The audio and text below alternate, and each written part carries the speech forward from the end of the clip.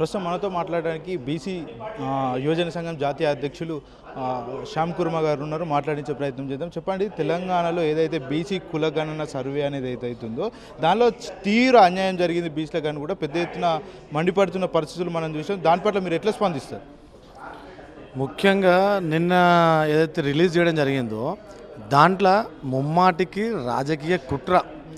బీసీలను రాజకీయంగా భూస్థాపితం చేయాలి, బీసీలను వాయిస్ లేకుండా చేయాలి, బీసీలు అసలు కనీసం ఎంపీటీసీలు జెడ్పీటీసీలు ఎమ్మెల్యేలు ఎంపీలు కాకుండా చేయాలని చెప్పేసి రేవంత్ రెడ్డి మరియు వారి బృందం పన్నినటువంటి కుట్ర ఈ బీసీలను మోసం చేయడము. ఎందుకంటే 2014 లెక్కలు కేసీఆర్ సమగ్ర కుటుంబ సర్వే లెక్కల ప్రకారం చూసుకుంటే అక్కడికి ఇక్కడికి అప్పుడే 61% ఉన్నారు, ఇప్పుడు 51% పడిపోయారు. 22 లక్షల మంది బీసీలను చంపేసింది ఈ కాంగ్రెస్ ప్రభుత్వము, ఓసీలను మాత్రం పెంచింది. ఇది ఎక్కడ న్యాయం అని చెప్పేసి అడుగుతున్నాము. రేవంత్ రెడ్డి ప్రభుత్వము సామాజిక న్యాయం చేస్తామని చెప్పని అన్నారు. ఇటు 10 ఏళ్ళు ఉండి ఒక ఎట్లా అంటే ఒక పెద్ద దొర ఫామ్ హౌస్ పాలన అని చెప్పేసి ప్రజలను పట్టించుకోవట్లేదని చెప్పేసి ఆయన ఫామ్ హౌస్కి పంపించినాము. ఇక్కడ సామాజిక న్యాయం చేస్తాడేమో అని చెప్పేసి అనుకొని కాంగ్రెస్ వాళ్ళకి అవకాశం ఇచ్చినాము. కానీ కులగణన చేస్తాము అని చెప్పేసి దేశవ్యాప్తంగా అని చెప్పానని చెప్పింది రాహుల్ గాంధీ. సార్, దేశవ్యాప్తంగా కులగణన కాదు, ఫస్ట్ ఇక్కడ వచ్చిన తెలంగాణలో కులగణన చేయండి, అప్పుడు మిమ్మల్ని నమ్ముతారు అని చెప్పేసి అన్నాం. కులగణన చేయండి అని చెప్పేసి అనగానే క్యాబినెట్ తీర్మానం చేసిరు, అసెంబ్లీ తీర్మానం చేసిరు, అంత బాగానే ఉంది.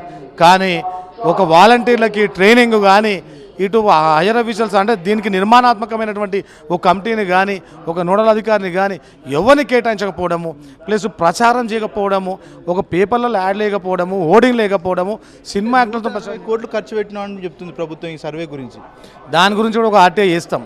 160 కోట్లు ఎవరికి పెట్టిర్రు, దేనికి పెట్టిర్రు? సరే, పెట్టిర్రు కానీ ఒక నిర్మాణాత్మకంగా ఖర్చు పెట్టిర్రా? మనం ఉన్న 10 ఇళ్ళల్లో పక్కనే చెక్ చేసుకున్నా కూడా ఒక ఇంటికి వస్తే ఒక ఇంటికి రాలేదు. అపార్ట్మెంట్కి వస్తే కాలనీ ప్రెసిడెంట్ కానీ ఇంకోరు కానీ లెక్కల్లో ఏం లేవని చెప్పారంటే వెళ్ళిపోవడం.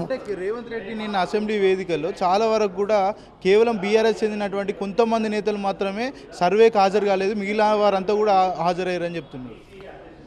బీఆర్ఎస్కి సంబంధించిన వాళ్ళు ఇటు కాంగ్రెస్కి సంబంధించిన వాళ్ళు హాజరు కాలేదు కాదు, మీరు ఎంత చిత్తశుద్ధితో చేసిర్రు అంటే మీరు నిజంగా టూర్లు కొట్టడానికి ప్రచారాలు చేసుకోవడానికి నెలల తరబడి ఆ రాష్ట్రానికి ఈ రాష్ట్రానికి తిరుగుతారు. ఇంత హుటిన 7వ తారీఖు అసెంబ్లీ అని చెప్పానని 6వ తారీఖు అని 5వ తారీఖు అని ఇప్పుడు కాసేపు వాయిదా అని చెప్పేసానని ఏం కొంపలు మునిగిపోతుందని చెప్పేసానని ఎవరికి కనీసం ఇన్ఫర్మేషన్ లేకుండా అసెంబ్లీ పెట్టాలి. ఒక 2 రోజులు ఆగేసి పెట్టొచ్చు కదా. ఇప్పటికిప్పుడే రేపే స్థానిక సంస్థల ఎలక్షన్కి వెళ్ళిపోతురా? అయినా ఆ ఎలక్షన్స్కి దీనికి సంబంధం ఏంది?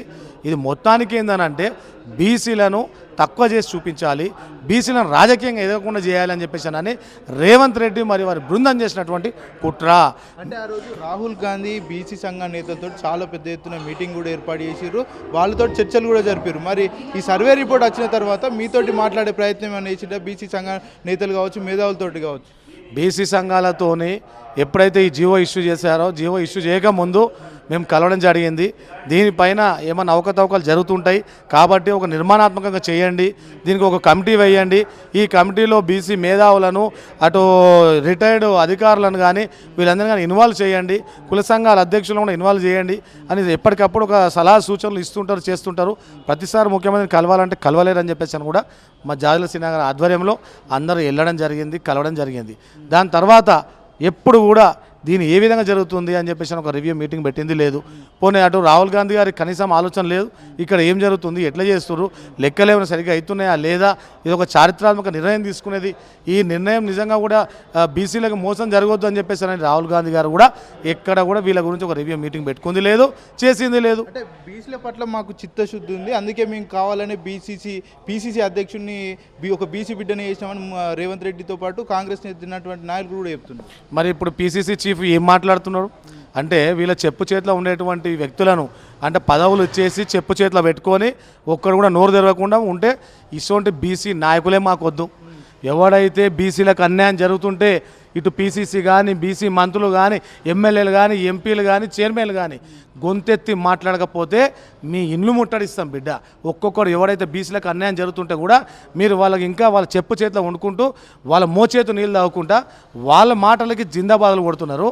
ఇది ముమ్మాటికి తప్పు. మీరు ఎప్పుడైతే తెలంగాణ ఉద్యమాన్ని ఆదర్శంగా తీసుకోండి. తెలంగాణ ఉద్యమంలో ప్రతి ఒక్కరు పదవులకు రాజీనామా చేసారు. మీరు కూడా మేము బీసీ యువజన సంఘం నుంచి మిమ్మల్ని ఒకటే డిమాండ్ చేస్తూ ఉన్నాం, మీరందరూ పదవులకు రాజీనామా చేయండి. పదవులకు రాజీనామా చేసి మీరు బీసీల గురించి కొట్టాడండి, చరిత్రలు నిలిచిపోతారు. అంతే తప్ప రేవంత్ రెడ్డి చేసిందే కరెక్ట్ అని చెప్పేసి అని మీరు వాళ్ళకే వత్తాసు పలికితే మాత్రం మేము ఎవరిని వదిలిపెట్టాము, ఎవరిని రోడ్ల మీద తిరగనియం. అంటే గతంలో కంటే ఇప్పుడు 20% బీసీలు తక్కువ ఉన్నట్టు ప్రభుత్వం చూపెట్టింది కదా, మరి 20% సంబంధించిన జనాభా అంతా చనిపోయారా, లేకపోతే విదేశాల్లో సెటిల్ అయ్యారా, లేకపోతే ఏమైంది అనుకోవచ్చు? 22 లక్షల మంది జనాభా ముమ్మాటికి చంపేసిరు వీళ్ళు. మరి బీసీలను చంపేసినప్పుడు మరి ఓసీలని వాళ్ళు మాత్రం 6% పెరిగారు, బీసీలు మాత్రం 22 లక్షల మంది తగ్గించేసారు. ఇది కనీసం ఒక చిన్న పిల్లలకు చూపించినా కూడా ఈ లెక్కలు 2014 లెక్కలు, ఈ లెక్కలు 5th క్లాస్ పిల్లల ముందు పెట్టినా కూడా వాళ్ళే చెప్తారు ఇది ఎక్కడ లెక్కలు అని చెప్పేసానని. అందుగురించనే మేము కూడా ఈ తప్పుడు లెక్కల పత్రాలను నిన్న మొత్తం రౌండ్ టేబుల్ సమావేశంలో చింపి చెత్తడబ్బలేసినాం. అందుగురించే మేము ఒకటి డిమాండ్ చేస్తూ ఉన్నాం, ఈ తప్పిదాలను సరిదిద్దుకోండి. ఈ తప్పిదాలను సరిదిద్దుకొని మళ్ళీ ఒకసారి రీసర్వే చేయండి, దీనికి ఒక మంచి కమిటీ వేయండి, ప్రచారాలు చేయించండి, సమగ్ర కుటుంబ సర్వేని ఆదర్శంగా తీసుకోండి. ఆదర్శంగా తీసుకొని ఒక్కరు కూడా హాజరు కాని వాళ్ళు ఉంటే వాళ్ళకి మొబైల్ యాప్స్లో అవకాశం కల్పించండి. నిజంగా కూడా బీసీలకి రిజర్వేషను న్యాయపరంగా లెక్కలు తీయండి, న్యాయపరంగా రిజర్వేషన్ కల్పించండి. అప్పుడు మీరు చరిత్ర నిలిచిపోతారు, లేకపోతే చరిత్రహీనులుగా నిలిచిపోతారు అని చెప్పి తెలియదు. 40% రిజర్వేషన్ కూడా కేటాయించే పరిస్థితులు తెలంగాణలో ఉన్నాయని కూడా కాంగ్రెస్ చేసినటువంటి మంత్రులు చెప్తున్నారు. వాళ్ళు కామారెడ్డి డిక్లరేషన్లో చెప్పిన మాటనే మేము అడుగుతుంది. కామారెడ్డి డిక్లరేషన్లో మేము 42% రిజర్వేషన్ కేటాయిస్తామని చెప్పని అన్నారు, మేము చట్టబద్ధత చేస్తామని చెప్పని అన్నారు. మరి ఏది అంటే వాళ్ళన్ని మోసపూరితమైన మాటలు చెప్పి ఈ ప్రభుత్వంలోకి వచ్చారు. అన్ని పచ్చబద్దాలే. బీసీలకి ఎంపీ టికెట్ల విషయంలో కూడా బీజేపీ కంటే కానీ ఇటు టీఆర్ఎస్ కంటే కానీ వీళ్ళే తక్కువ ఇచ్చారు, ఎమ్మెల్యే టికెట్లు కూడా తక్కువ ఇచ్చారు. సరే సామాజిక న్యాయం చేస్తారేమో అని చెప్పేసి అవకాశం కల్పించినాం, కానీ భూస్థాపితం చేస్తాం కాంగ్రెస్ పార్టీ అని చెప్పి కూడా హర్షిస్తున్నారు, సంతోషంగా ఉన్నారని కూడా కాంగ్రెస్ చెందినటువంటి నేతలు కూడా స్టేట్మెంట్లు ఇస్తున్నారు. ఇది పచ్చబద్ధం.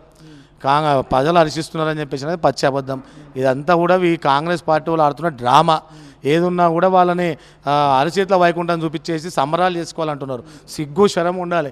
కాంగ్రెస్ పార్టీలో ఉన్నటువంటి అధికారులు ఎవరైనా మంత్రులు ఉన్నారో వాళ్ళకి సిగ్గు ఉండాలి కొంచెమన్నా. రేవంత్ రెడ్డి గారు కూడా నిజంగా కొంచెమన్నా సిగ్గు శరం ఉండాలి.